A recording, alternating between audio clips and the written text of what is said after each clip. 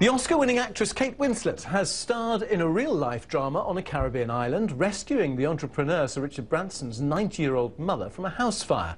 Sir Richard said Kate Winslet and her family were staying at his home on Necker Island in the British Virgin Islands when it was set on fire by lightning early in the morning.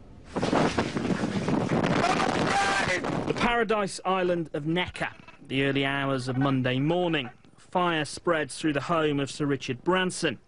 Apparently hit by lightning, the building had gone up in flames. Among the guests staying here, the British actress Kate Winslet. On screen, she'd almost gone down with the Titanic. Now, off-screen, she was facing danger. Another guest was Sir Richard's 90-year-old mother, Eve. Cue some heroics from Ms. Winslet. Kate carried the children out and carried my mother out, and everybody was well, and we'll rebuild and start again. So these things happen, and obviously just a great relief that nobody was hurt.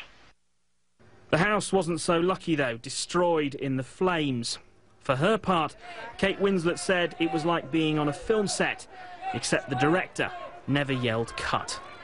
Tim Allman, BBC News.